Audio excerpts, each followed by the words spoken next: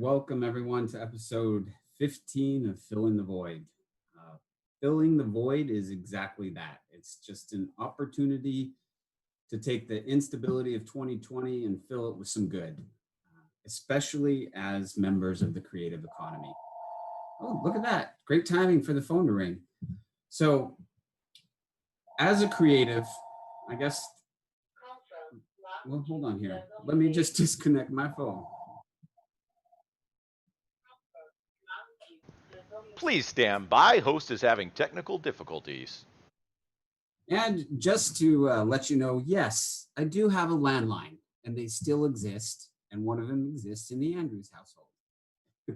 So, anyway, back to hosting this episode. How do I add value as a creative? This is something that's been going through my head daily. How do I make better something that is feeling like it's getting worse every day? And that is what I'm talking about, the world at this point. So today's episode is just about activism. And we're bringing on guests who, throughout this uncertainty, have found direction and meaning. And I believe that we can learn a lot from them. Before we dive in and introduce you to them, I just want to thank our partners who've helped us build this from the beginning, the Albuquerque Film and Music Experience, AFMX, and also our partners at Holly Shorts. And more importantly, a big thanks to our volunteer team that just keeps running through and helping us do this. And that's Todd Conley, Marissa Fujimoto, Kira Sipler, Genevieve Trainer, Lynn Bohart, and Trina Griffin.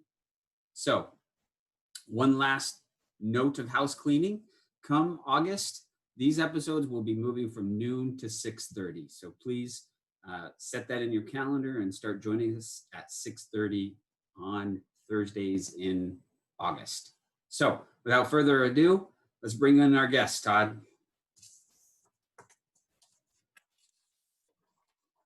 There we go. There they are. Hey guys. Hey. Hola. Welcome, welcome. So I'd like to welcome first Mandisa Subira, the executive director of the Kiamsha. I'm sure I butchered that. Nope, Kiamsha. perfect. Perfect. It's the Temple of Awakening. She's the host of the Mandisa Effect podcast, an activist artist, producer, choreographer, education, and of course, my favorite title of yours, Mandisa, is Alchemist. So welcome. Thank you. Thank you. It's a pleasure to be here on the bridge. I'd love to be on the bridge. Yes. My overused joke is that it's much safer to be in orbit of the planet at this time than on the planet. I concur. I concur. Our second guest is Aaron Woolf, writer, director, actor, and co-founder of Howling Wolf Productions. He has quite an extensive resume. His award-winning film, Restoring Tomorrow, which we'll see a clip later, opened across US theaters last year and was shortlisted for the Academy Awards. Aaron travels the world speaking about bringing communities together. He's also the host of the Together Show Live, which is a popular variety show. And he has many, many more credits. I'm honored to have you both here. Thank you, guys. Thank you. Thanks, Ben. We also have another guest coming, Anthony Tackett. He's not here yet, but while we're doing introductions, I'll just let you know that Anthony Tackett is a cinematographer. He's an actor, director, and producer. Anthony owns his own company, Tackett Films Production Services, and has not only covered all of the Seattle protests, he's filmed the Luau Village Elders in Kenya and is currently the co-director of a feature-length documentary called #BLK, a Worldwide Movement. Did we just get Anthony? That is me. Hello, Hey, Ben. what's up, my How's friend? it going? You just missed your intro. I heard it. I was actually watching on the other screen. I was getting my mom on the computer. I'm here. How's it going? And you're out in the nice weather. Well done. Yeah, it's been a beautiful day. Anthony, meet Aaron and Mandisa. Oh, Anthony and I Yes. go way back Yes, to Grey's Anatomy. There you go. Yes, she's also part of our group, um, the Seattle Filmmakers of the African Diaspora, and it's a local film group, about 350 people. We're building, it's growing, it's an educational opportunity. We do workshops, and one day we're going to produce awesome films collectively. Congrats. Nice. We'll want to dive a little bit deeper into that here shortly, but to start off, E, is that what you want me to call you, E? Yes, Or just yeah, everybody calls me E. E, why don't you tell us a little bit about, we had this very intriguing intro. Tell us a little bit about what you're doing right now and the projects you're working on. Some of these projects just popped out of nowhere, and some of them we've been planting seeds with for over 20 years. For example, my activist artist network, Kiamsha Temple of Awakening, it's an activist artist network and marketplace. And we focus on spiritual principles, not necessarily a religious thing, but it really explore the human spirit as what is it that makes somebody wake up one day and think that they want to climb Mount Everest, and the strength and the will and determination and the training and the perseverance that needs to happen. Kiamsha was born at the University of Washington when I was a theater major there. And my theater professor, Valerie Curtis Newton, she's really well known in the theater community in Seattle. She runs the director's program up at UW. But when we were at the university, it was very chaotic time. It was during the OJ trial, and they were planning the Million Man March. And I'm a Black girl from Montana. Okay, so I grew up all around white people listening to AC/DC. My godmother's from Europe. My father was married to a white woman. I was raised in a Native American family in a military town.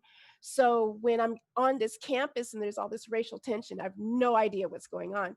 So I became very angry and very militant, started wearing my Black Panther hat to school and everything. And our professor sat us down and she said, you know what? Everybody gets angry when they learn the truth. She said, I suggest you do something creative with it and you name it Kiamsha. And Kiamsha is Swahili for that which awakens me. Wow. So we had a event on campus, and that's when I awakened my activist spirit. I went on from there to being catapulted into being the spiritual advisor of the Million Youth Movement, which happened after the Million Man March. So I was thrust into international leadership and got moved off the board by Jesse Jackson. So I was getting this awakening about politics and power plays, and I had the FBI and everything watching me, and my phone tapped simply because I was trying to bring the world's youth together. So I was like, there's a lot of stuff about these marches and this activism that they didn't put in the books. And I'm getting this crash course in politics. So after my activism went really, really revolutionary and militant, I started moving into legislative politics and seeing that the agitation is necessary, but at the end of the day, we've got to get in where the decisions are being made, for us with the politicians and even at the local level in your neighborhood council. So I was taught that there has never been a movement in history of the people. When the people get together and they want their freedom and they want their rights, it's always been accompanied by an artistic renaissance. And that's what's missing, because they're dumbing down the music. There's all the gatekeepers to getting, the really good music out there. I still have to go back to the 70s and the 80s for my soundtrack, unless I want to listen to really, really militant rock, where they're screaming into the mic, or, it's Disturbed. I listen to a lot of Disturbed, but that's what's missing. And so that's what I have a bunch of projects that are kind of working on the different avenues to bring those together. But the thing that I'm most proud of is our Facebook group that we've had for about a month now, however long the protest has been going on. Because I'm a Black girl from Montana, and Black people and white people are getting on my nerves. And so we created this Facebook page called Meet Me in the Middle, the space between white guilt and Black outrage. And we have people of all ages, all political backgrounds, and we're in there doing the work. We're having the tough discussions. And it's really a beautiful thing to see happening, and see that people are really concerned about how we move forward as a country together, but to really create that space to where we're listening to one another. So that's the project I'm working on that I'm most proud of right now. That's amazing. That's amazing. I can't wait to dive into that a little bit deeper. Let's go over to Tackett. Anthony, what's you working on right now? My garden. So we've been doing a documentary on the protests for the last, I guess May 30th is probably our first day out there. Actually, it was June 1st when we went out there. My good friend Maria, who I was getting into the film production industry, she took a PA class, and she's known me for quite a while. Hung out on the set a lot, called me and said, "Hey, this protest is going, you should go." And I was like, "No, I'm good," because, you know, Black people die a lot. I've seen it all over the news every day, all day. What's different about this? She's like, "Watch the TV." So I turned the TV on, and I saw this this rage, and it was beautiful. People were upset and mad and fighting for us. Mostly white people with rage in their eyes because they were tired of seeing the images of us getting lynched over and over. And in the same day, we got tear gas and pepper spray. One of our producers, Abby, opened up an ACLU case and stopped them from using chemical weapons until, they said until September, but they did it the next day with the Coast Guard with CS gas. So this little 3-5 minute thing I was planning, just a little overnight trailer just for the people, to show people kind of like a day of the protests. It just grew. I couldn't work. I was shaking. I couldn't edit. And then a bunch of producers called me because Maria was live the whole time. I wasn't live at all. And she was there the whole time, and she did a lot of reflection. And so I tagged it because we're working on this together. She's a co-director. And people wanted to know more. They wanted to help. They wanted to surround us with PAs and camera operators. I started networking with a lot of the people who are there, the field journalists, if you will, the social media journalists. They're all doing their own social media. And we've been partnering up and trading batteries and keeping each other literally alive out there. It's been an amazing experience and journey, and the way the film's coming together.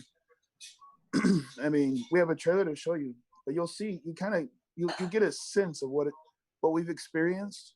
And it's going to be narrated with a lot of interviews. Like, I want to bring in powerful elders within our community to speak about maybe the parallels of what's been going on in the last 50 years to today, or maybe the last 500 years. I don't know. We don't really, we haven't decided how deep we want to tell the story, because it can go very deep, right? So we want to be precautious about It's not my how phone. it's portrayed. Sorry, yeah, you're calling me, Ben. Telling me to wrap it up. But that's kind of the gist of it. Without, I mean, that's all I can tell you, because we're still working. We're still protesting every day. There's a morning and evening protest. They go to the city hall, and they're protesting to release some of the people who are still, some of the protesters who are still locked up, waiting for their court date. And then there's groups that emerge that are still meeting regularly and frequently. There's organizations that are benefiting from this movement. You know, the mayor has her conversation piece, and so there's still a lot more that is unknown about the film. I can end it now, and it would be, I kind of laugh, it would just be riot porn, right? Because we have a lot of that. But as we continue, as we build the story, we start to meet the characters within the story, as we speak to the journalists, and as tragedy happens in front of our lenses, we can't just end it. Not on a tragic note, not with a big question mark. So maybe this film could help solve problems. Maybe it would just be a reflection piece. We watch this a year later and we just say, wow, what a 2020. And hopefully it will be only a 2020. Your co-director is joining us soon, right? Yeah, Maria's gonna pop in. I told her 12:45. Okay, yeah. But she's on the other end. If you want to bring her in sooner. I think that Voice of God, Todd. Do we have her in the waiting room? Okay, yeah, we'll get to her. We'll wait to show the trailer, but I'm excited about showing the trailer because it's visceral and emotional, and I know that when you guys were, you know, during the riots every night, and I say this candidly, I was watching every night from my white privilege in my bed. But I was just, every night I was watching your live streams, and it was just like, I couldn't put it down. And so I just want to say, I really admire the fact that you guys were there every night, documenting a story that has to be told. So thank you for doing that. Yeah, in real time, you know, that's been the most amazing thing. I'm personally not out there all the time, but there are people on our team that I have asked to stop like marching so much. Like, just take it easy. I can't pay you this much. I can't reimburse you for this.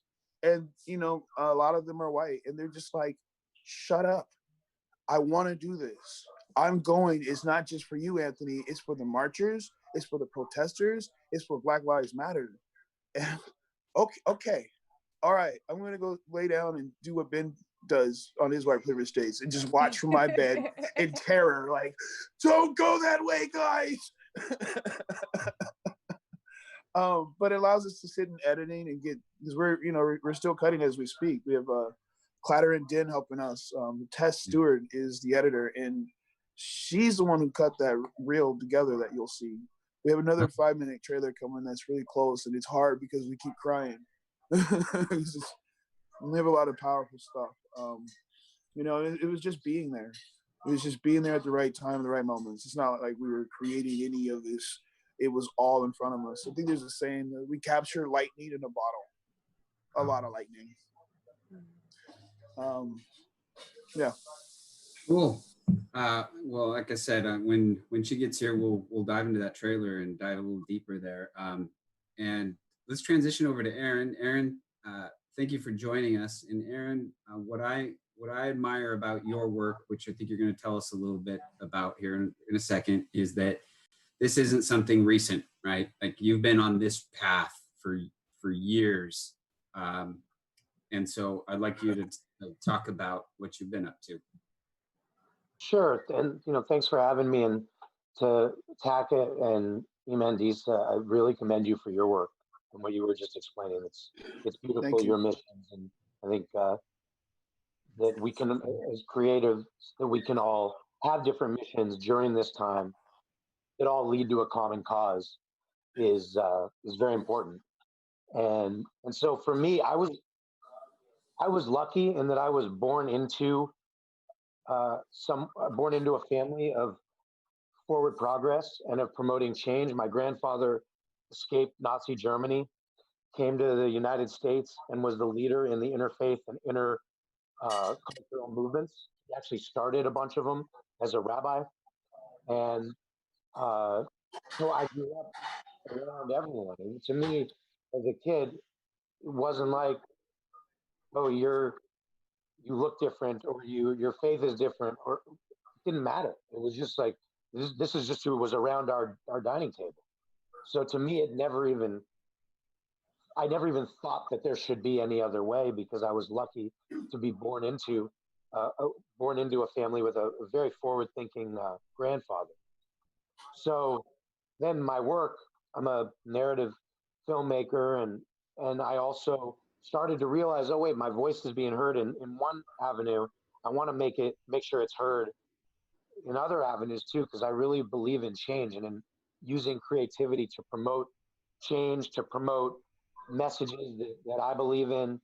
And so one of those messages just so happens to be communities coming together, putting aside differences, going into a place, a cultural place, a religious place, any place that matters, so that you can create community, so that you can go out and do good community to others that might be different than you or might seemingly be different than you. And that's led to this film that Ben mentioned, Restoring Tomorrow, that came out across the country, and also led to the last, at least 5 years or more, I've been going around the world actually speaking about these topics. And so when everything started to happen with COVID, well, the big bummer was a movie that I'm in didn't come out in May. It's now coming out in October, called Tar, which is simply a fun thriller about the La Brea Tar Pits in Los Angeles. And so that didn't come out, and I thought, well, dang, that's not coming out. Everyone go check it out in October. But it didn't come out. So what can I do now to put in place that, which is just fun, what's really going on here? And it started with this Together Show Live, and the Hopeless Show podcast, Aaron and Rohit's Hopeless Show podcast, which is on all the podcast apps. And that was just to bring hope to all the hopelessness that seemed was going on in the world and country. And then as it progressed into the Black Lives Matter movement, I pivoted it from bringing hope to actually really tackling these issues with all types of voices. So the Together Show Live in particular, which is I think the Together Show on Facebook, and it's Howling Wolf Productions on YouTube. And it's going to be, anyway, that's enough on where it's going to be. But what I decided to do is bring all these issues I'd been talking about to audiences to the forefront with voices that know more about it than I do. And so I've had everyone so far, and this is just in the last, since like May 30th, I've had everyone on from Jewel Lloyd, who's a WNBA champion of the Seattle Storm. So she came on the show and spoke to W.B. Du Bois' grandson, Arthur. McFarlane came on to an Asian American big actor who has felt a lot of racism against Asian Americans, to the one that's coming up next week is a pastor and Trump supporter. And the reason I want to have the whole scope of people is because it's called the Together Show. So it's about bringing people together from all walks of life and seeing how we can find some commonality, even where we think we might be very different. And that's what I've been talking about, speaking about and stuff for years. And now it just so happens it's at the forefront of most people's minds. And just as you guys were talking about the day that this all happened, my area got looted. That day was strange because I went to protest. No one wanted to go with me. So I went by myself to the protest in West Hollywood in Pan Pacific Park, which led to what is now a pretty famous day, where it went from a really beautiful, peaceful protest to riots all over LA, and my area got destroyed. And I was there during the day, left to go somewhere else, came back and wasn't even allowed into my area because it was pretty much a war zone.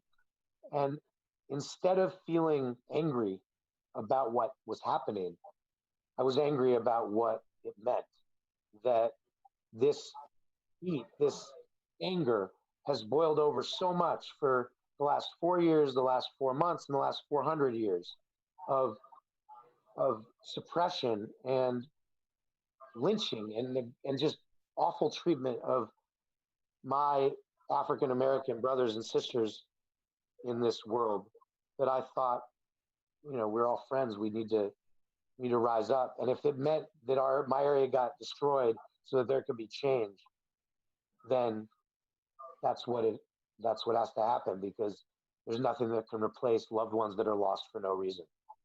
So that's why I started making this show, exactly. And that's why I started making the show and podcast and what I'm doing creatively, all about getting out there, filming it, and then bringing voices that know more than I do about these issues. And then discussing, dialogue, conversing, and arguing at times. Definitely next week, man, the one that we had. I appreciate you, Aaron. Yes, I yes, appreciate that's you. beautiful. I'm just a hog. I'm nothing more than just doing what. You're a courageous warrior. As you said, nobody wanted to go out there. Yes, COVID is something to be afraid of. Yes, anti-groups, That's why looters, SPD. wear these masks. Yeah, I was masked up. A lot of people were sending us proper equipment for protection. Shout out to our producer Victoria, who came through with the helmet for my big head, goggles, and everything for my big face. It was great, and a lot of great support. She's also supporting all the other streamers that are out there as well. You know, it's been real tough for us, the marchers and the streamers especially, because we feel like we're being targeted. You know, once we have something so live and in real time, they just can't get away with doing dirt. So they arrest, they harass our crew. A couple, I think only one has gotten arrested. He was out two hours later. But a lot of the marchers are being, you know, detained. But they're still marching. Every time something happens, more people show up. You know, so. And that's what I think is really good is that, again, I have this crazy conversation coming up next week where you'll see some of the other side, different side of this. But what's good to me is that it's not stopping.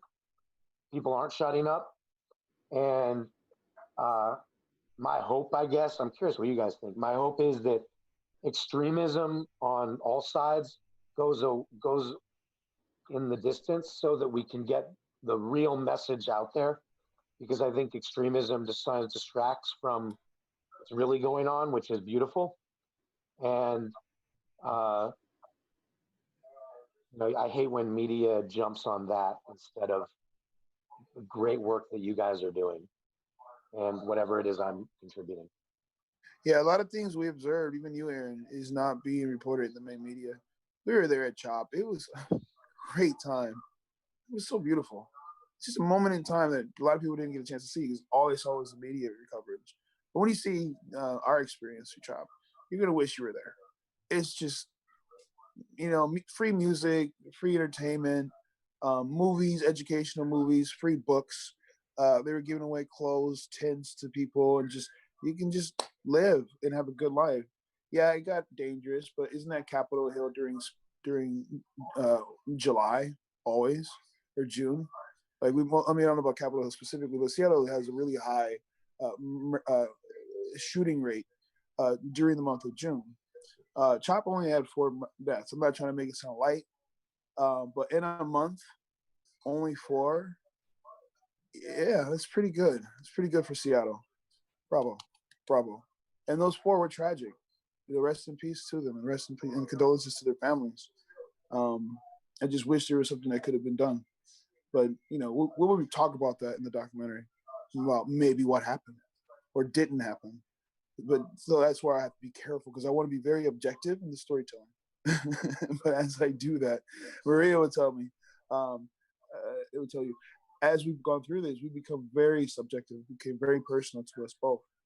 You know, I just got a message. She's waiting for y'all to let her in.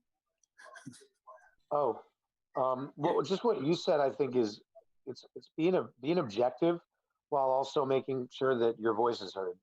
And that's the key with, I think, being creative during times when the creativity and the landscape of what's going on coincide, is to make sure that your voice is viable. And it sounds like you guys are doing just that, and I try to do that. So it's a viable voice. It's not just a extreme voice like we see on the boxes, whether you're watching Fox News, CNN, you name it, where it's like 4 fighting boxes. And just trying to get a rise in 7 minutes before the next commercial.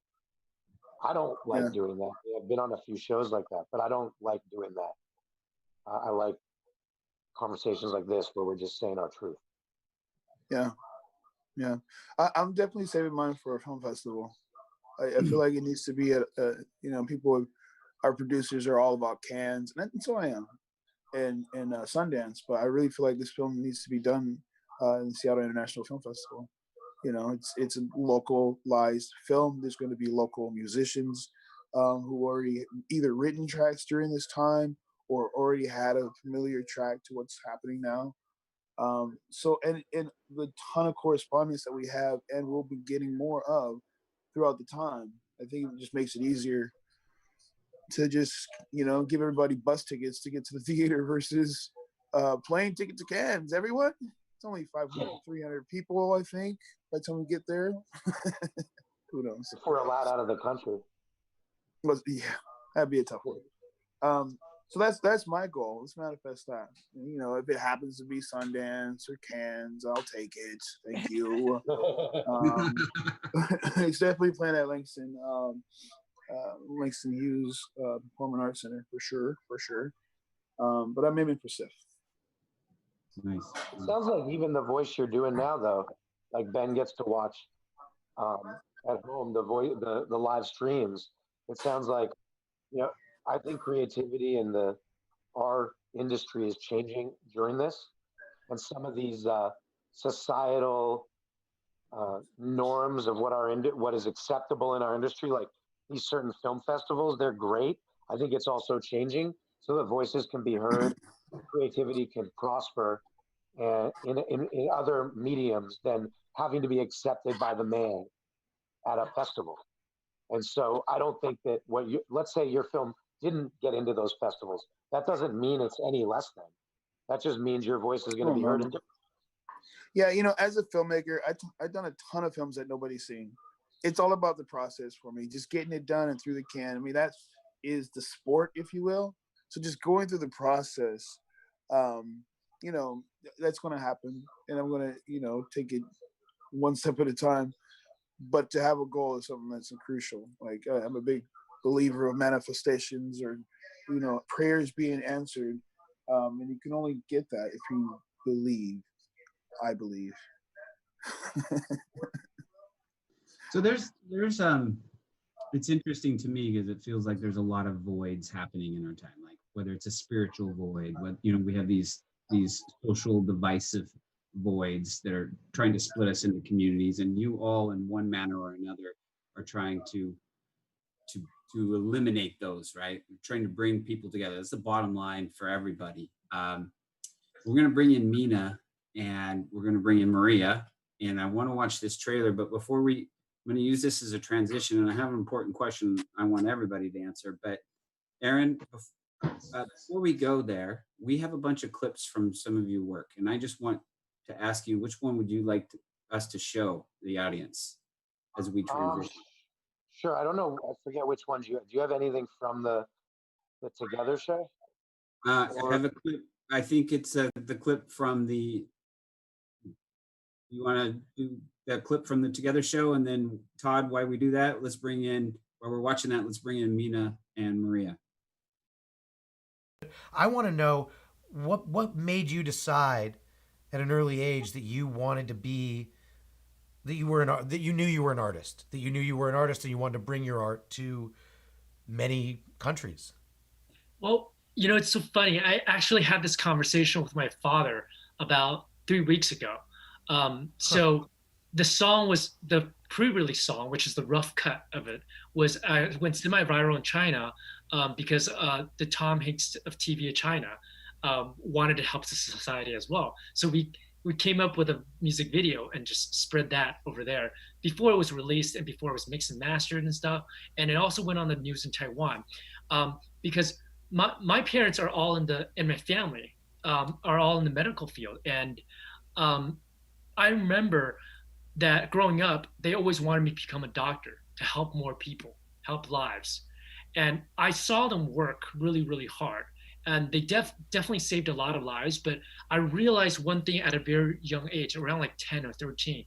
I wrote a letter saying that I want to help more people, not just one by one.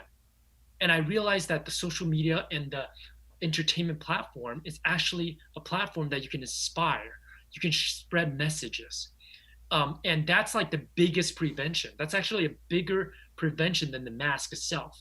If we can actually not brainwash, but like persuade people to be wearing masks, for example, or to be staying at home, or to be some good for the community, that's like a positive energy, proactive positive energy that people are already doing. So that's what I've always wanted to do. And I remember when the song came out in the news in Taiwan, my father gave me a call, like, I'm so proud of you because this is what, you know, you've always wanted to do. And he was reading that letter to me, and I was like, this is what I want to do with every project I book or be a part of, because I feel like, you know, with greater power, it's greater responsibility. And I don't have that power right now, but I would love to be able to have that access to help more people. So, and it sounds like what you, as you've been building your career and continue to be in different films and TV that people see in different places, you're able to use that platform to spread this positivity and this hope. So that was a clip from the Together show hosted by our guest, Aaron Woolf. And it's the perfect transition to my next question for everybody. But before I do that, I want to welcome Mina Merchant, who is the CEO of WorkSo, who is our sponsor for this episode. And Mina is a writer and a producer. And in my community here in Renton is what I consider one of our leaders significantly in activism. And then we have Marin, is that the way to say it? And this is the co-director of the film that Anthony was talking about. Were you two able to see that clip that we just saw? Yeah, Yeah. I did see it. Perfect. So this is my transitional question, and then we're going to get to some other clips. But I view everybody on this screen right now as people who have gone against the tide twice. And that starts, the first going against the tide is simply being a creative. You know, we have this freeway of our world that says you need to be doctors, lawyers, everything in that lane. And then somewhere along that point of time in your youth, you determined that you had a voice that you needed to use in a creative aspect. So you went against the tide once. And then now, obviously, you're going against the tide again, and you're taking that creative voice and you're saying, I need to use it to affect the masses for positive change, just like Aaron's guest. So I'd like you to go around one at a time and speak a little. I mean, let's keep it to like 1 or 2 minutes, but speak about when you first knew that you had to be a creative.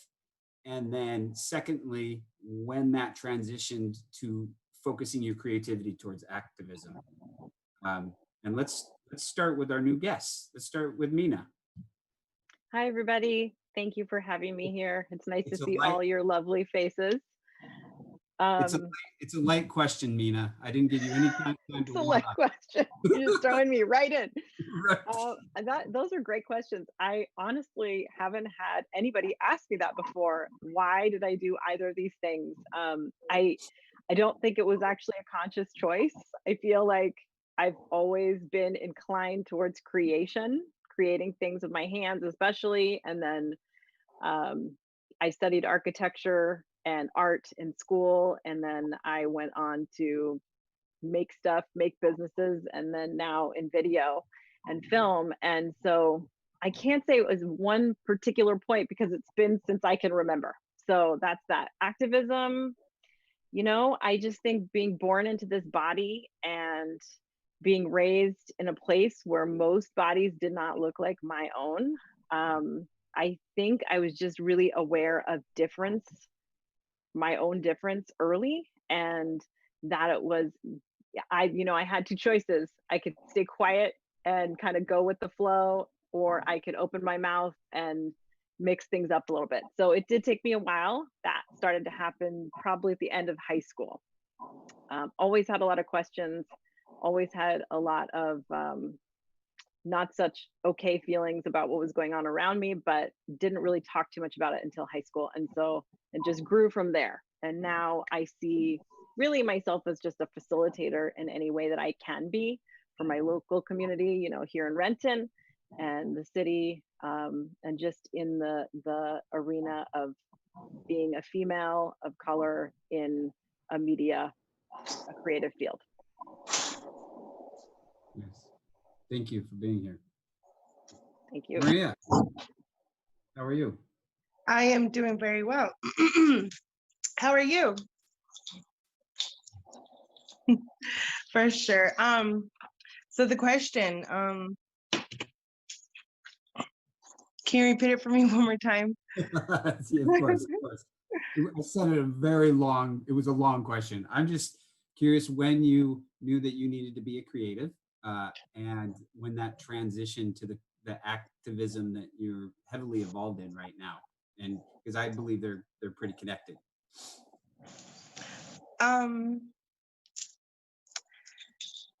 Or I can ask you somebody else and give you time to think about it. Well, I feel like I was kind of forced to becoming creative. I was homeless, and when you're homeless, you have to start not only becoming creative with how you interact with people, but but to get your daily your meals and all that stuff. So it's like you start learning how to become creative in life to survive, right? And so that was just the beginning of it. So I became homeless and I became creative in that way. And then it slowly started with art. And then next thing you know, I become an artist. And then I slowly started becoming a musician. And then it started just going from so many levels. And being on the streets and doing all that, you see a lot politically when it comes to the cops, when it comes to the kind of services that are available. It's all of that led me to where I'm at right now. All of that, literally, it prepared me for it, because what we just went through with Anthony through the protest, it was not easy. I got scared a lot. I was a lot. I was very, very scared, but going through all of that experience, and it prepares you for it, but yeah, that would be, so yeah, so basically I was kind of forced to be creative, so yeah, that would be my answer. Is your just on a side note, is your live stream name LA China? It is. Okay. I was wondering if you were saying you were the very first one that I started watching the live stream during those early protests. Nice. That makes me happy. Nice. That was my goal. My goal was to make sure that people saw what was really happening and not based off the other news, That was my goal. So that makes me happy. Definitely. You did Yeah, I want to say that nobody would have known. I wasn't live. I mean, I went live a few times, but I was mostly worried about my cinema and just getting the coverage for a documentary. I treated it like a journalist, or journalism. But her feed is what got us response. Her feed is what got us help, producers. So shout outs to her for stepping up to do that, which was a surprise to me because she doesn't usually go live on her phone. And she was doing it every single day, just talking to the audience and just taking it all in and asking the right questions and interviewing people. It was just, I enjoyed watching it. Like after the protest, I sat back and was like, wait, you did that? You did that? And people were hitting me up like, what are you doing, Anthony? Like, how did you know? So, yeah. Good work, Maria. To both of you, good work. E. Yes. Question to you. Well, I've never known a time where I wasn't creative because my parents always had me in ballet classes and plays and all of that. So I've always been an artist, and I was in the drama club in high school and everything. However, when I was 18, that's all I ever knew was being creative. When as soon as I turned 18, my parents were like, "Well, now you have to get a real job." I'm like, well, what does that even mean? Like they have jobs as ballerinas. Like, I don't understand, So I tried to suppress that, suppress my creativity during my 20s and did the corporate America thing and all of that. Well, in my late 20s, I started attending the University of Washington and was a theater major there. And they tied our activism to our art. And with my acting professor that I was telling you about earlier, she actually gave 8 of us African names, and so it became like a mission. And our acting training comes from Japan. And Tadashi Suzuki says that an actor must have strong legs so that you are connected to the earth, because all truth comes from the earth. And it's not our job to be Tom Cruise and win, walk the red carpet and win awards or anything. Our job is to be the vessel to tell the story, and we have to get our ego out of the way. So when I got thrust into being the spiritual advisor of the Million Youth Movement, I recognized that the things that were missing in activism and politics were the same things that we were being taught as actors, to get your ego out of the way and become the vessel of the work. So I'm an activist artist, and they kind of go together. They've been intertwined pretty much all my life. My grandfather was a part of the civil rights movement. He knew Aretha Franklin's dad and Marvin Gaye's dad, and they all used to do civil rights work up and down the interstate. And then I was talking to my mom. I didn't grow up with my birth mother, but we were talking recently, and she said, well, I have to admit it's my fault, because when I was pregnant with you, I was studying astrology, dreaming about being a ballerina, and taking you to Black Panther meetings. So, I think this was my destiny. It's a trifecta right there. Right? Aaron, how about you? So I've always been kind of like Mandisa, a creative guy. That's just where my brain goes. I have a lot of deficiencies with other types of work, and so creativity is the place I've always flourished, starting when I was probably 6 or 7, and then how it turned to activism, because I've really always been doing creative work. That's just been me. I started acting in plays and stuff when I was, I think, 6. So it and was making movies on my dad's video camera as a little kid and stuff. So then as it progressed and I started to realize what the medium could do and how it could affect people, that's when I started to want to do some narrative fun films and some films that had activism involved, or TV shows or speeches that had a form of activism and change and people coming together, because that's just what is in my heart. It's what I believe in. So that's the place that I felt I could get it out, and I hope people would respond. And they, as time went on, gradually kept responding. And it was about, I think, 3 or 4 years ago, I gave a speech at an event, and I looked out in front of me, and in front of me was Magic Johnson, Sugar Ray Leonard, Bill Withers, rest in peace. We have Jesse that clip. Jackson. What? We have that clip. You want to see it? Should we show it? Oh yeah, do you guys want to see it? Let's just show it. Okay, cool. Yeah, sorry to cut you off. No.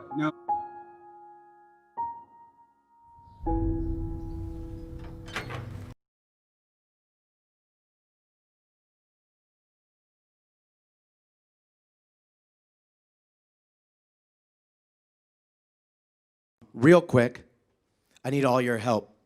I'm gonna sit for a second. So, I'm a filmmaker, but more importantly, I have learning disabilities. And my whole life, I was told, no, you can't, no, you're not going to, no, that's not gonna happen, no, there's no chance. And I think we're learning that a lot right now, tonight, with all these videos, with all these testimonials. And so, what I want from everyone here is, if you've ever been told, no, you can't, no, you're not going to, no, there's no chance you're gonna accomplish something, you're not gonna do something, no, no, no, no, no, never, never, never, can you stand with me?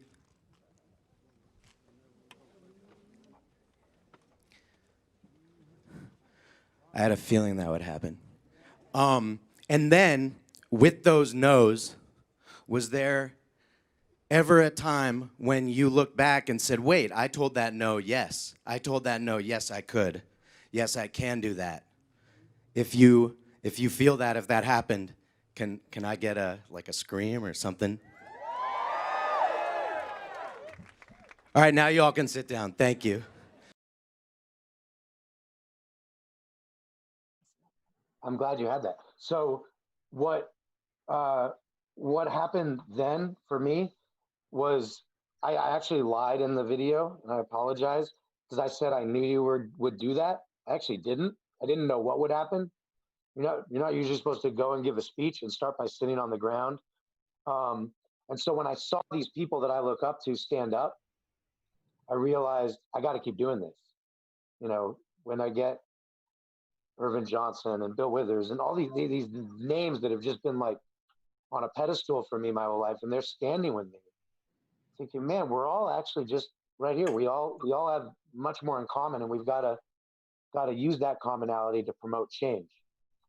And so that was a point when I realized I've got to do this more, and have been doing it more ever since. So that was a big turning point for me, that event and events like it, in that around 3 or 4 years ago. So yeah, that was a big turning point. And then this whole thing happened, and it changed. Oh, I'll show you one other. Can I show you this? I started this thing.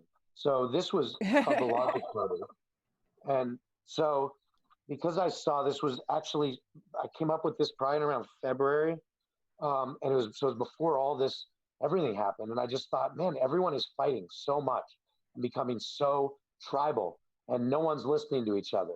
We need more logic in the world, and we need more logic in our country so that we can all come together.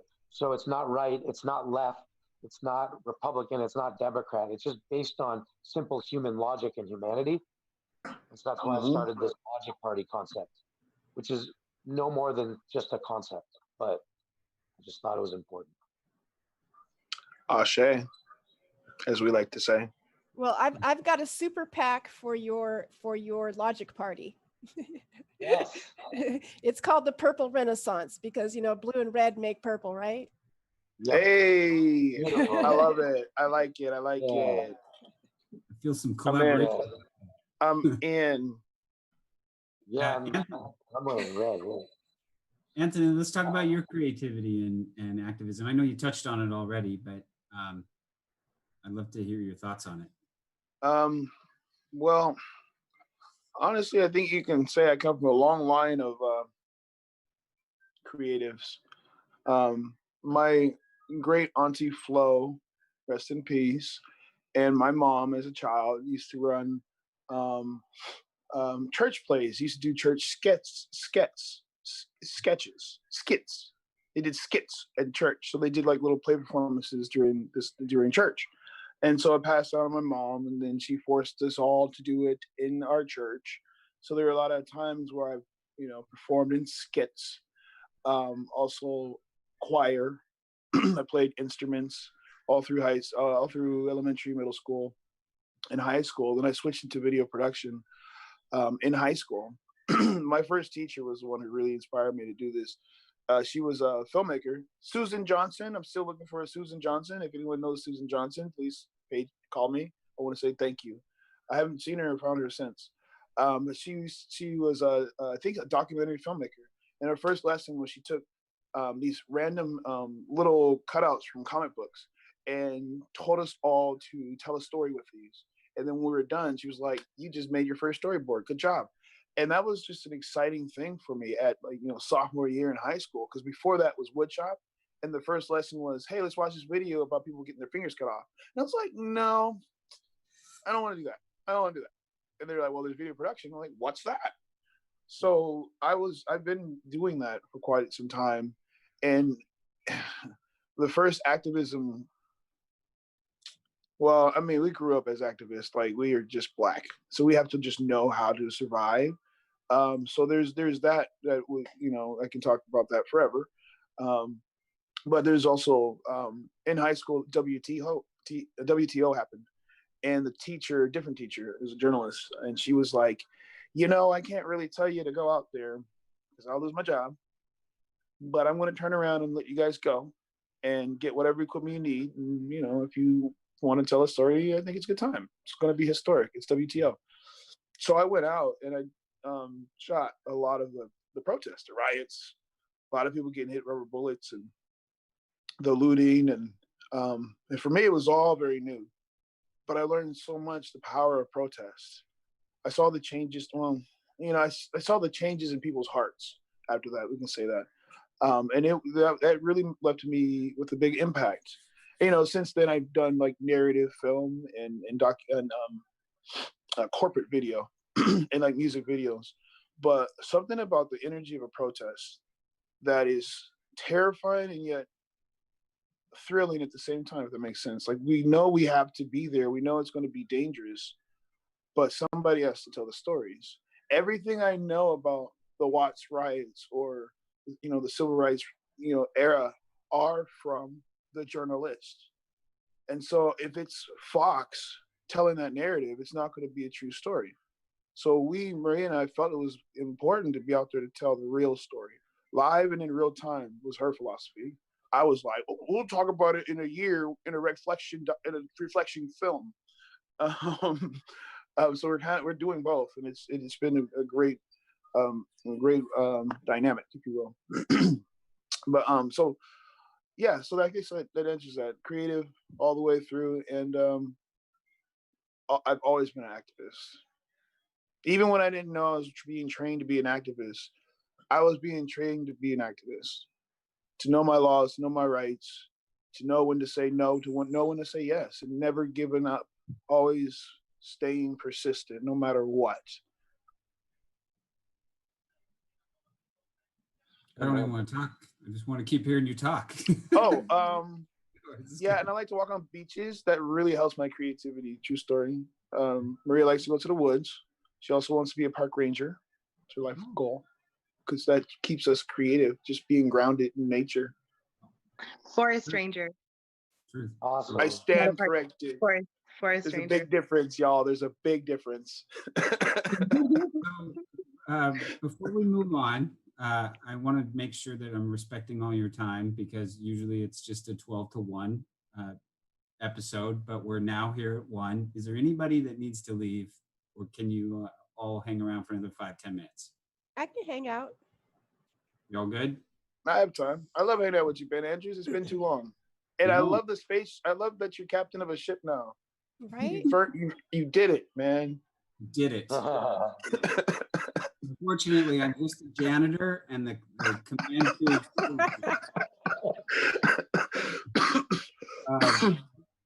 I want the audience to see your guys' trailer and talk a little bit more about that. But I'd also like Mina, if you're prepared to. It's a little bit more centric to Renton, but you're doing some great things in our community, and I think it's a great example for all these South King County communities, who are all cities that, you know, a decade ago were 40,000, and now they're 80,000, and they're learning how to be large progressive cities. Mina, what's your journey been like here in Renton, and what are you doing right now? So let's see, probably started maybe 4 or 5 years ago when my older son was in elementary school here in Renton. And I found out that there was no mandated arts education at the elementary school level in the Renton School District. And I was like, that doesn't really work for me. So I decided to help out. I heard that there were docents that would come in and teach art for elementary school classes. And so I started doing that. And then I just really poured my heart into lesson plans. And I was like, why are we teaching only about these artists? Like, let's bring in artists of color. And, you know, why are we always doing this the one way? And so I just started blowing that up a little bit and ruffling a few feathers here and there. And then I thought, well, you know, the city of Renton, I'm like, what motivation do all these kids of color have to stay in Renton? Because I look around at the downtown and, you know, the architecture. I'm always looking at things architecturally. and I don't see that the space around me really reflects me. So I'm not sure how to feel connected to this place. And so I thought, well, it would be really amazing to have more murals and more public art that was speaking to me and speaking to other people around here. So to reflect the city's really awesome diversity, which now I don't really love the word diversity, but all the many colors and types of people that we see. So I proposed back then to have a district-wide, like all the youth to come together to create a piece of public art, and that could go up in the city. So that was kind of where things started for me with the city and dealing with the bureaucracy of the city and just grappling with how bureaucracy can really put a monkey wrench in the things that we want to do.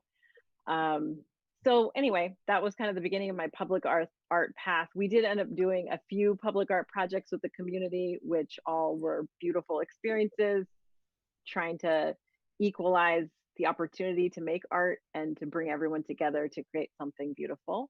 And so right now, I was very inspired by the Black Lives Matter paintings that went up, you know, the starting with DC with Mayor Bowser, and then working its way through the country. And then of course the one in Seattle is so beautiful. And I've been studying them and looking at all the different ways that they came about and where they happened and what the response was and things like that. So I went to city council and I started a petition and just was like, Renton needs this right now. We have a big Black, Indigenous, people of color population. Like, this is so important. We all need to see this, and the city needs to stand by it. So I've been working on that for a few, I don't know how long it's been now. And I got a tiny bit of news, you know, just felt like the project is progressing. At first, it felt like nothing was happening. Nobody wanted to do it. Everyone was scared of it. But now it feels like, okay, there is openness. I've applied for a grant. I've got a lot of volunteers who are lined up, ready to do it. And then the filmmaker side of me is like, well, this is an amazing thing to document. I also have been really inspired by Maria, you and Anthony, seeing your live feeds, and just, you know, my heart has been with you, and I've been so excited to see the work that you're doing on the ground and to feel connected to the movement that way as well. And I feel video is so powerful. So I've been, you know, figuring out how do I use my own tools that I have, our camera equipment and the space. We have a studio space here in Renton, to tell some more stories and connect with more people. So I have a vision to make a short film, a little documentary about the creation of this mural, when it happens, and to talk to members of the community and get firsthand from them, what do they feel? What does it make them feel? Because I've been interviewing people to like research. Somehow, you know, the city is like, well, we don't know what the community, you know, does the community really want this project? And I'm like, I'm pretty sure they do, but let me go interview people just to prove it. And the conversations I've been having have been so inspiring, and just like people talking directly from their hearts. And I think if we can show more of that, like, we'll just be more connected. So that's what I'm hoping for in the short film, a mixture of community speaking and also just visually seeing how the mural comes together. And then hopefully it'll be the first of many projects, and just all to celebrate and promote, you know, Black stories and Black community here, Indigenous stories, Indigenous community here in Renton. So that's kind of what my heart is in right now. And I've got a little podcast in the works. So I will share more of that once I have it a little more in concrete form, but more to come. It's amazing. And thank you again for sponsoring this episode, making this episode and this conversation possible. So let's watch Anthony's video and Anthony and Maria's trailer. And then after we come out of that, let's just go around the room with some closing thoughts, basically to our audience about how they can help your initiatives and how we can kind of continue this conversation. The Black Lives Matter movement isn't going away anytime soon. Thousands of people in Washington are still controlling the streets in several blocks of the capital. 35 Land is live at what protesters call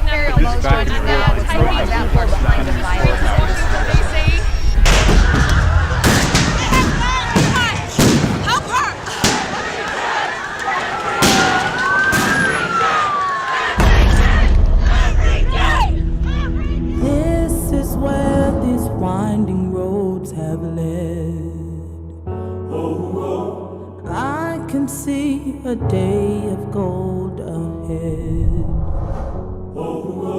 It can't be done, impossible, they've said, but I'll get there. I'll get there. This will be the day.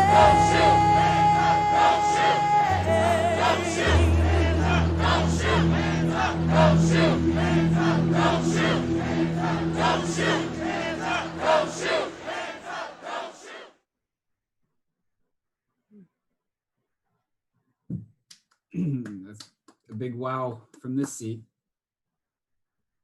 Anthony spoke to this a little bit. Maria, do you want to lead us on the closeout conversation? Are you going to say something, Anthony? No, he asked you.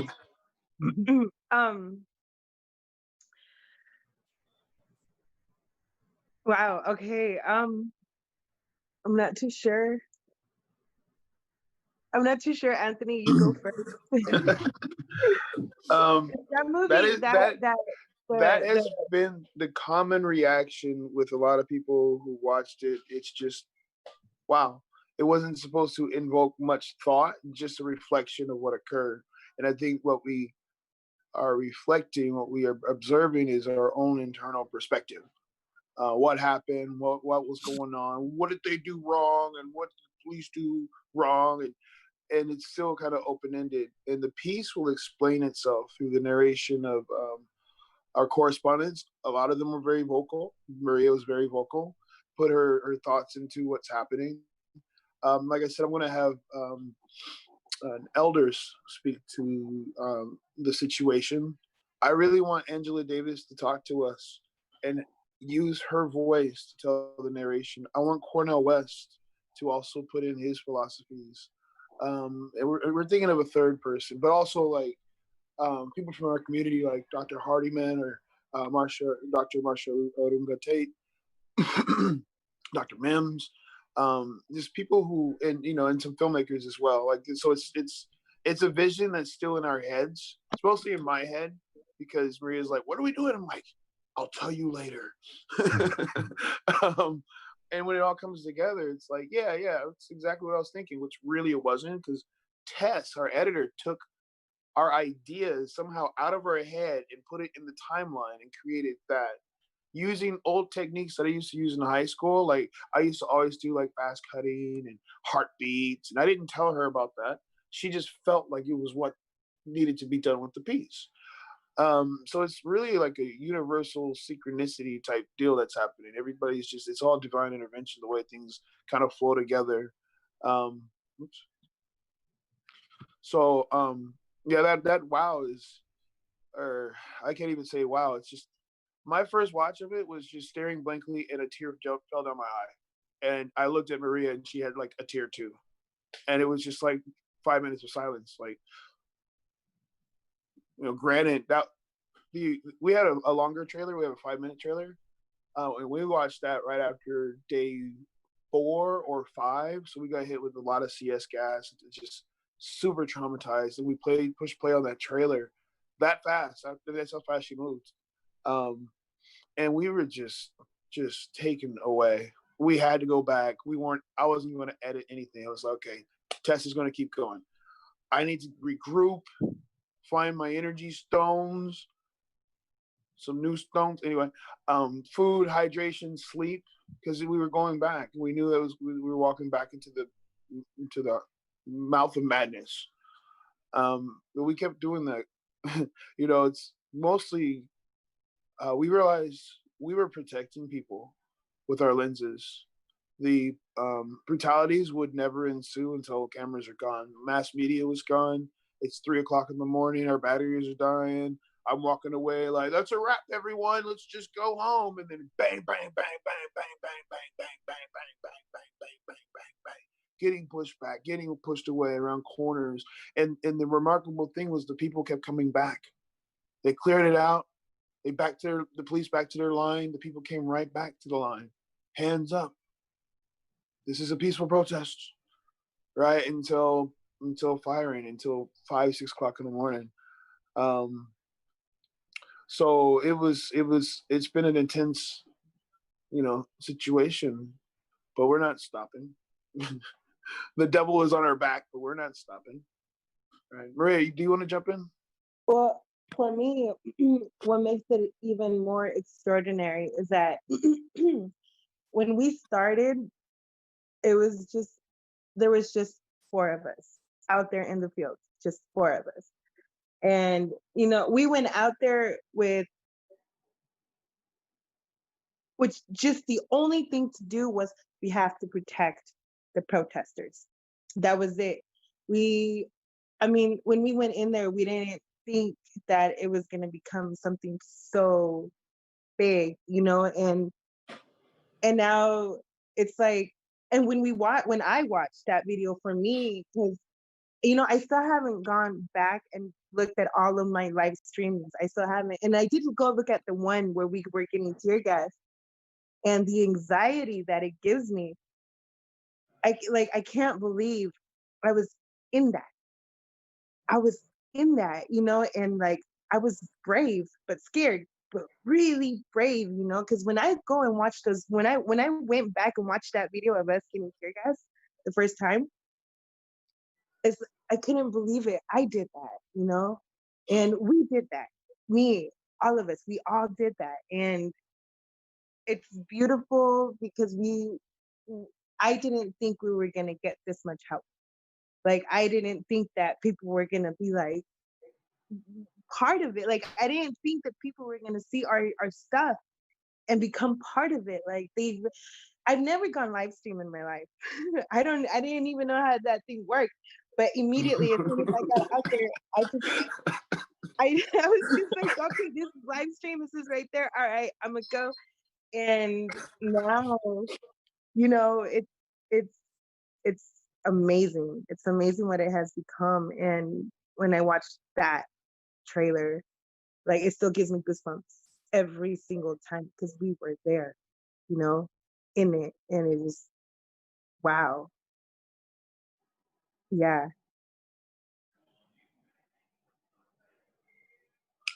She has spoken. Yes, you guys have both spoken. So we're getting to that time. Mandisa, I'm sorry. I'm I'm just raptured by this conversation. I'd love to hear your closing thoughts.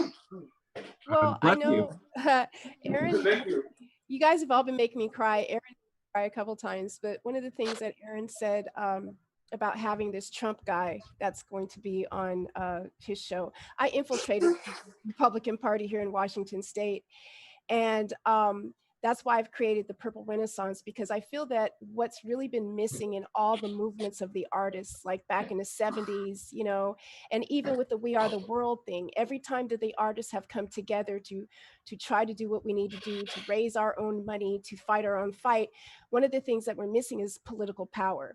There is nothing more powerful right now on the stage than a super PAC, because you can collect all kinds of money from a super PAC. We have to beat the politicians at their own game. So the Purple Renaissance that we've created, it's an activist artist super PAC. And our whole objective is going to be making social impact videos. It's very, very inexpensive to advertise on local television. When we ran a Black Panther for US Congress back in 2006, we only paid $6 a pop for our commercials to advertise on the local BET station. And I just feel like there's a lot of artists out there from all over the world. Like, my mentor is Oba Babatunde, and I was going to recommend to Anthony that maybe Brother Oba is someone that you would reach out to as a narrator. He had offered to narrate my son's documentary about disabilities. But I think a lot of artists would contribute to this super PAC that would give us a voice, a political voice, and a political stronghold to know that they have to deal with us, because we're producing media. And media, people's attention spans are so small right now. So the images that we have to put out there, we're the ones to do it.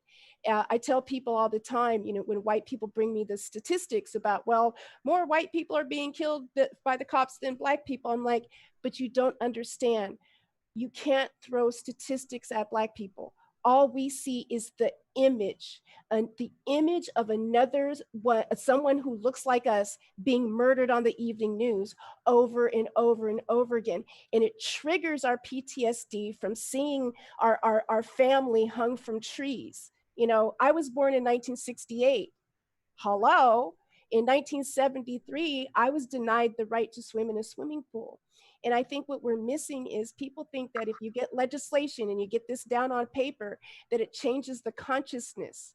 And the civil rights movement didn't change the consciousness, it changed the laws. And so when we talk about racism, people are like, well, wait, Barack Obama was a Black president and white people voted for him. But the consciousness that we have to deal with in the institutions that we go through, the fight that Anthony and I are having with the local film community, that we have to tell, no, we need special people to do our hair and our makeup, and that shouldn't be something that we have to say. So this fight is in so many different areas.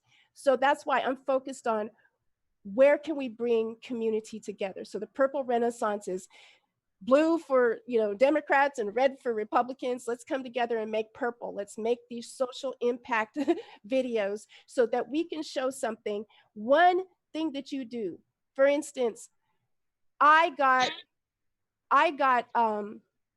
ran down by a guy at the Albertsons one day because he thought that I had stole some, ironically, Arizona tea. Like I'd walked out with a gallon of Arizona tea, and he came out and he just started yelling and screaming at me.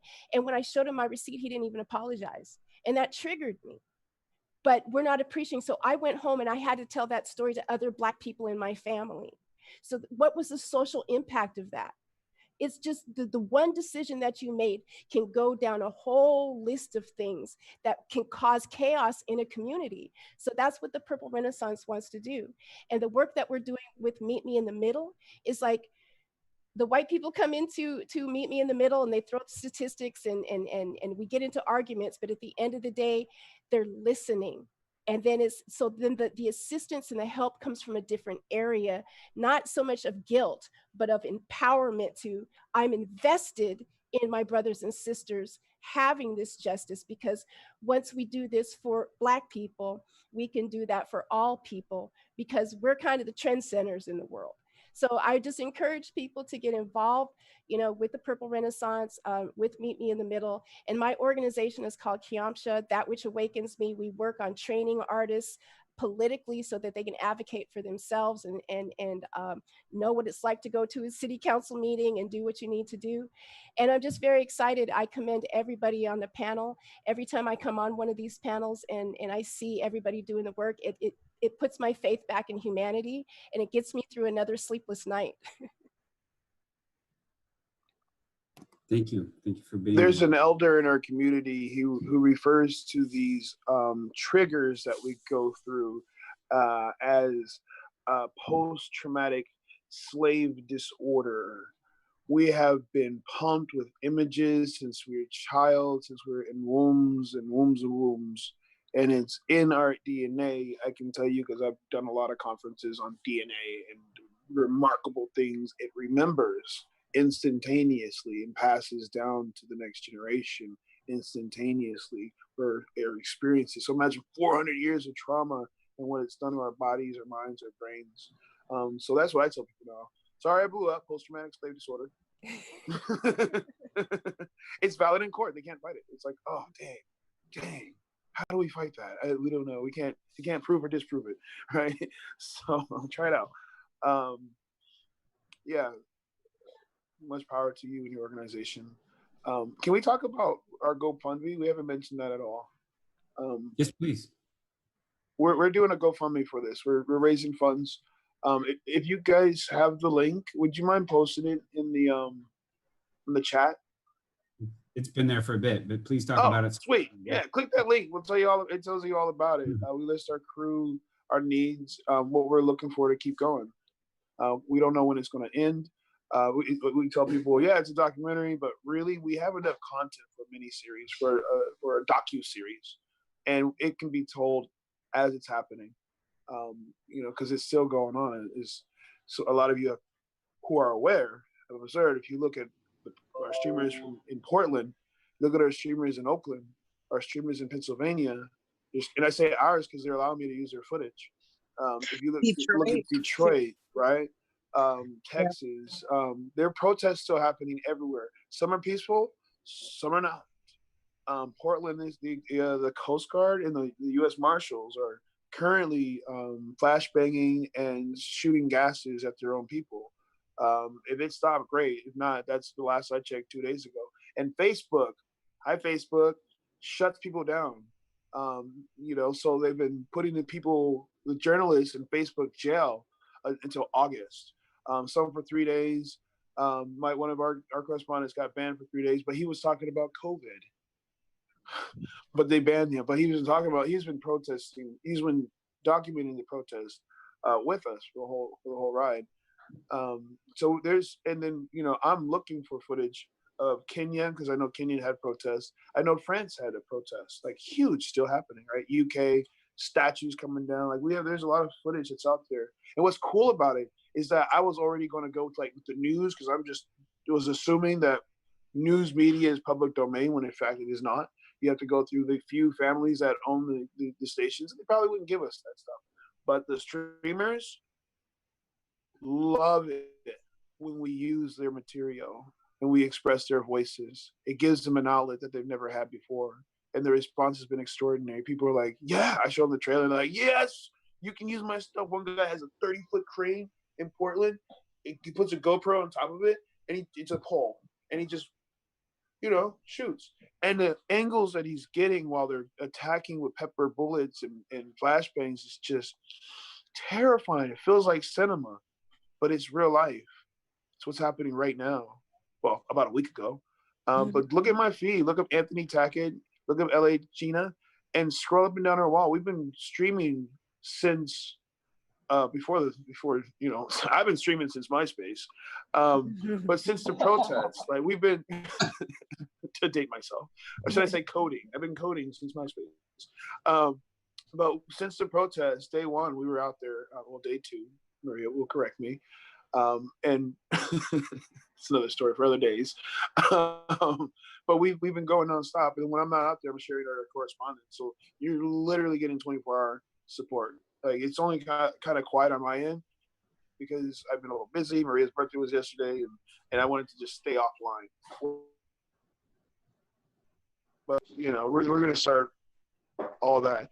I guarantee there are 2 streamers on the street with 2 marches going 2 separate directions right now as we speak.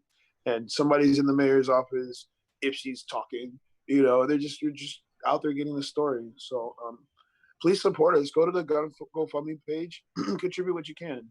If you can't do money, give us some props, a prayer, maybe some water, just some things, or just come out with your camera and join the team. Do your own team. Be your own person and run your own production and tell your own story from your perspective. Those stories need to come out, not just from our eyes, but from everyone's eyes who's capable and willing. I have a question for you. Sorry to interrupt you a bit, but I just was curious. So I have a production company, and I'm happy to support in any way that we can. For example, if I could, I don't know if it'd be okay with you for me to post your trailer and the link to the GoFundMe campaign, but I can do that across our platforms, and I could even send it out in a newsletter just to get more exposure. I'm happy to do that. That would be awesome. I would appreciate that. Maria, are you cool with that? Okay. I can connect with you all later. We can figure it out. Absolutely. Yeah, we would appreciate that. Okay. Again, it's just the support's been growing as we go. It was just the 4 of us. And now we have a crew list of 30 people because we're crediting people, and I'm trying to get people reimbursements for their gas and all that. That's the other thing. All of my white friends, all the white crew people on this production have waived payment. They won't let me pay them. So I'm trying to be creative. One of our guys likes soccer. So I'm like, I'm going to get you soccer tickets. He's like, okay, I'll take soccer tickets. But they don't want money for this. They're doing it from the kindness of their heart. It's out of warriorism, as Aaron pointed out, which is within his heart as well.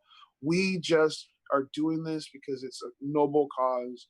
We're doing it for the people who can't be there. We're doing it for our families. We're doing it for our friends. We're doing it to teach. We're doing it for the next generation. Right? This is the blueprint because they're going to have VR and they're going to have protests in a whole nother realm. They're going to look at our two-dimensional material and say, we can do better. So I'm just blessed to have this opportunity. Thank you. Thank you, Anthony. Mina, do you have any closing thoughts?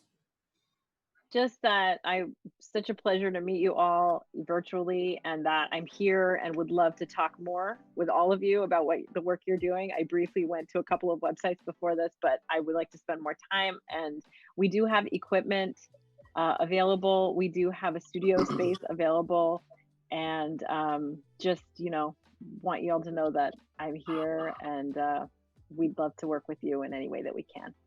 Well, I hope to Thank have you. Cornell West and Angela Davis inside of your studio for the interview. Yeah.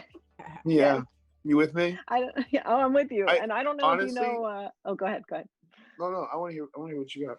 I don't know if you know, do you know Dr. Linda Smith? She's local to Renton. She's a pretty big figure here in terms of she's a reverend and she has a big congregation, but she is such an inspirational leader in our community here in Renton.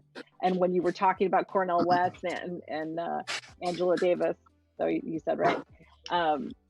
Her face popped in my mind because she's got so much to say and such a vast experience. She's seen so much that, if you don't know her already, you should definitely know her and hear her. I enjoy sitting at the feet of elders and listen to them speak. Culturally, that's what we've done. That's what we do. I've been spending time at Africa Town, so there are a lot of elders who come and frequent a lot of the events, and I love to listen to them talk. They bring me in for some of their productions, and I get to sit in their lectures or build their lectures. So I feel like I've traveled the world just from their PowerPoint presentations. So I love to meet her and just conversate. And if she wants to interview about this, we'd love to hear her perspective for sure. She probably has protest footage of herself out there. Yeah, I think she does, actually. She does. Yeah. She does. Yeah, Awesome. that would be awesome. Aaron, any closing thoughts from you, my friend? Well, instead of me blabbering, because what everyone said is so poignant, and I'm a white Jewish guy, so I learn from everything that I get to hear, and I appreciate everyone's opinions and commentary on what you guys are doing. And I guess I'd love, instead of talking more, the thing that came out last year that I think is actually more relevant now because of the future, because a lot of what I go and talk about is hope, and hope for a brighter tomorrow. That's why the film is called Restoring Tomorrow. It's now on Amazon, but because I've been doing the same, I like, in my way, I do live streams. I'm the Aaron Woolf on all social media. I've also been kicked off all of them at some point for whatever reason. But yeah, and the Together show is a thing we're doing on Facebook and YouTube, and it'll be on other platforms soon. So I think you should check it out if you're interested. But really, I would love to, because Restoring Tomorrow was all about restoring for a brighter tomorrow back in 2019, 2018, 2017 for our country and for our world. And now I think it's even more important that we realize that right now the work we're doing is restoring all the tomorrows so that generations to come can have a better, brighter, more equal future. So if maybe instead could we just show that trailer? So I think it's a good way to feel. I'd like to close out with it, actually, if that's cool with you. Cool. Yeah, that would be cool. And I thank you all for your voices, and I hope I've been a little bit of a voice as well.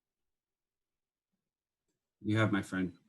And I'm just going to kind of echo Aaron's thoughts as far as, it's educational for me to just listen. I know there was one thing that you said, E, that really hit me today, which is the laws changed in the 60s, but the consciousness didn't. And I would argue above and beyond that, there's a consciousness amongst humanity that's just, it sometimes feels hopeless because throughout our recorded history, somebody's dominating somebody to their advantage and somebody else's disadvantage. And that can be that can make it feel hopeless, especially with our leadership around the world.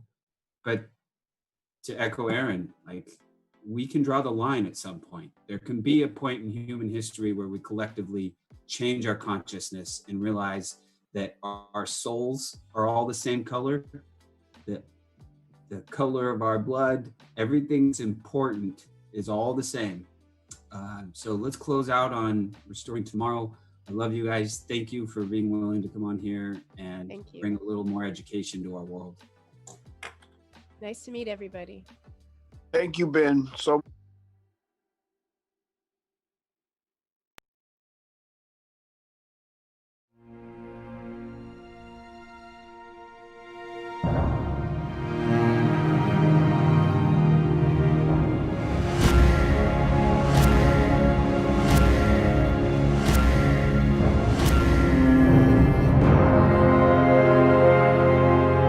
It hit me like a wall of cold water. I thought to myself, we're dying at the roots here. This campus is dying. I used to go all the time to the temple with my family, and it seemed to be so relevant to them and to my grandparents. Something's different now. I don't know if it's a generational thing or what. I don't know if I get it. No one has a sanctuary like that. But look around. Pieces of the dome are falling, literally 10-pound pieces of plaster falling down there, lethal. The physical plant was an embarrassment. What happened physically with the temple was a powerful metaphor. It was falling apart. And that's where I have, in this process, felt guilty because I took it for granted.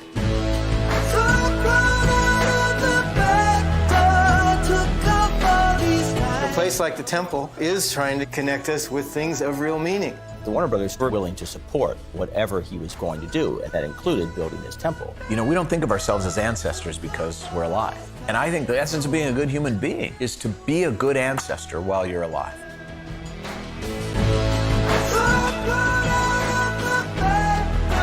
When he told me how much money he had to raise, I remember thinking, this is close to an impossible task. Diana Ross had it right. Reach out and touch somebody. The riots shook the whole city. The city was split right down Wilshire Boulevard. There are fewer and fewer places in the world where people really feel that anyone outside of their immediate family gives a damn about them. This has to be one of those places, or we failed.